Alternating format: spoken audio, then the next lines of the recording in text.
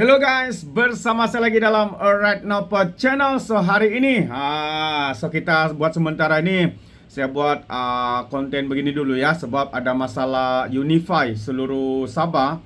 Jadi apa yang saya ingin katakan dan kongsikan hari ini sahabat semua adalah berkaitan dengan Khairy Jamaluddin ya, berkaitan dengan Khairy Jamaluddin yang mendapat kecaman ya daripada rakyat Malaysia, sahabat-sahabat semua, kerana ia membuat drama di Hot FM, sehingga kan Hot FM kini ya menjadi bualan hangat ya antara di seluruh rakyat Malaysia yang mereka mahu untuk memboikot Hot FM ini, termasuklah Khairy Jamaluddin.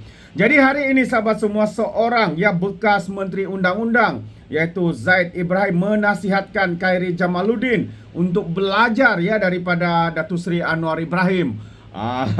Jadi apa yang dimaksudkan oleh Zaid Ibrahim ini? Beliau menasihatkan bekas Ketua Pemuda UMNO iaitu Khairy Jamaluddin supaya belajar daripada Perdana Menteri Datuk Seri Anwar Ibrahim jika mempunyai cita-cita untuk menjadi Perdana Menteri. Zaid berkata bahawa pendekatan berhati-hati Khairy mungkin menghalang peluangnya untuk menjadi ataupun menjawat jawatan itu. Katanya lagi, dia ada imej yang sesuai, sangat popular di kalangan pengundi wanita dan boleh mencabar pemimpin tertinggi dalam UMNO. Dia hanya perlu kurang dikekang oleh analisis kos faedah. Apa maksudnya ya? Katanya lagi, ambil beberapa risiko tinggi untuk ganjaran jangka panjang, katanya dalam satu kenyataan yang disiarkan di laman X. Zaid memuji keputusan strategik Anwar baru-baru ini untuk mengukuhkan hubungan dengan Rusia dan juga menyertai kumpulan BRICS, menyifatkannya sebagai satu langkah yang sangat berani untuk mengukuhkan ya aspirasi Anwar untuk menjadi pemimpin Islam global. Jadi bagaimanapun Zaid menyatakan bahawa Khairy mengambil sikap yang lebih berhati-hati apabila menyatakan kebimbangan bahawa tindakan ini boleh mengecewakan Amerika Syarikat. Sebelum ini juga Khairy dalam episod terbaru podcast Keluar Sekejap ataupun Keluar Lama menyorot jumlah perdagangan yang agak kecil antara Malaysia dan Rusia, kira-kira 14 bilion ringgit, berbanding hubungan ekonomi Malaysia yang lebih besar dengan China, mempersoalkan kebijaksanaan mempertaruhkan hubungan dengan Amerika Syarikat. KJ adalah ahli politik yang bijak, mengutamakan analisis kos manfaat, dan dengan langkah itu, langkah Anwar mungkin kelihatan tidak bijak dan berisiko, kata Zaid lagi. Dia juga mendakwa bahawa cita-cita Anwar melangkaui menjadi Perdana Menteri Malaysia. Anwar melihat dirinya sebagai pemimpin global dunia Islam. Bagi Zaid lagi, pemimpin Malaysia hanyalah langkah pertama dalam usaha yang lebih besar, tambahnya. Zaid menjelaskan Anwar seperti pemimpin Islam lain yang pernah menghadapi cabaran daripada Amerika Syarikat, menyadari risikonya tetapi memahami bahawa untuk memenuhi cita-cita dia perlu menjalin hubungan dengan kuasa global seperti China dan juga Rusia. Anwar tahu bahawa menyinggung perasaan Amerika Syarikat tidak sukar, ya, seperti yang dilihat dalam kes Gaddafi, Saddam Hussein dan Imran Khan, kata Zaid lagi.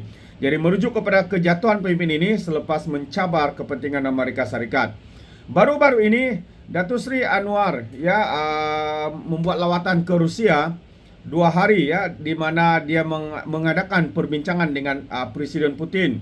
Perbincangan itu tertumpu kepada potensi kerjasama dalam Euroangkasa dan teknologi termaju. Dalam lawatan itu juga Anwar menerima jemputan Putin untuk menghadiri sidang kemuncak BRICS yang akan datang berlangsung 22 hingga 24 Oktober di Kazan, Rusia. Jadi Malaysia telah mengemukakan permohonannya untuk menyertai blok BRICS yang merupakan pakatan ekonomi antara kerajaan pada Julai. Jadi sama sebab itu antara pernyataan daripada Zaid Ibrahim ya, yang menyatakan bahawa Khairy Jamaluddin harus ya belajar daripada Datuk Seri Anwar Ibrahim. Walaupun hari ini Khairy mendapat kecaman ya kerana sikap kebiadapannya itu menjadi ramai ya rakyat Malaysia yang begitu marah ya, sehingga kan hari ini sahabat semua masih lagi gempa ya untuk rakyat Malaysia mahu untuk memboikot di mana KJ hari ini bekerja, yaitu di Hot FM sebagai DJ. Dan karena tindakan itulah sebenarnya, ya, kalau kita lihat, kalau kita nampak posting itu video posting itu telah pun dipadam. Walau bagaimanapun kemarahan rakyat itu masih memuncak, ya, untuk meneruskan memboikot channel radio Hot FM ini bersama-sama dengan Khairi Jamaluddin. Itu dia. Jadi itulah sahabat semua, peribahasa mengatakan, ya, karena mulut santan binasa, karena mulut badan binasa. Karena mulut santan binasa, karena mulut badan binasa. Itulah yang kita berikan perumpamaan, ya, kepada Khairi Jamaluddin ini. Dan selain itu juga sahabat semua, mungkin Anda masih ingat, ya, seorang individu yang bernama Yusuf, ya, yang pernah membuat dakwaan. Kononnya beliau telah diliwat oleh Perdana Menteri kita hari ini, Datuk Seri Anwar Ibrahim. Namun apa yang mengejutkan kita adalah berita hari ini menyatakan bahwa beliau telah direman, ya, ditangkap karena didakwa memiliki pistol dan juga dadah.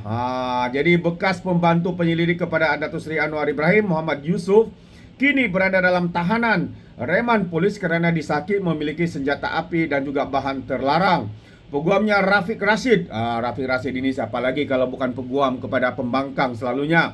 Memberitahu Yusuf ditahan polis di Kuala Lumpur kira-kira jam 9.30 pagi pada 6 September yang lalu.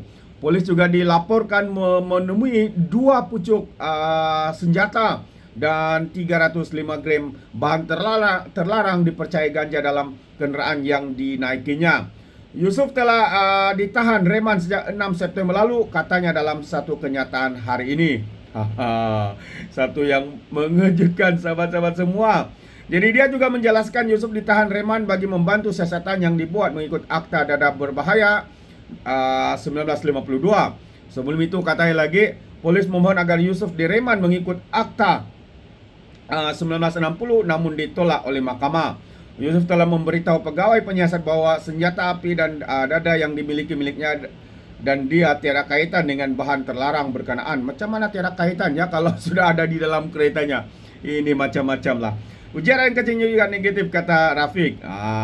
Jadi, ya, mungkin dia jual dan sebagainya, ya, bukan dia pengguna. Yusuf sebelum ini mengemukakan saman terhadap Anwar karena mendakwa dirinya diserang secara seksual oleh Perdana Menteri Datuk Seri Anwar Ibrahim. Mahkamah Tinggi Kuala Lumpur baru-baru ini menetapkan 7 hari pada Jun tahun depan untuk melangsungkan perbicaraan penuh saman berkenaan. Peguam yang mewakili Anwar, Navpreet Singh, berkata perbicaraan tersebut akan dijalankan di hadapan Hakim John Lee, ya, pada 16 hingga 19 Jun 2023 hingga 25 Jun tahun 2023. 2025, maafkan saya. Peguam Yusuf ini juga menambah dalam kenyataannya, Yusuf memberitahu polis bahwa senjata dan bahan terlarang diletakkan sebagai perangkap oleh pihak yang berdendam atau bermusuhan dengannya.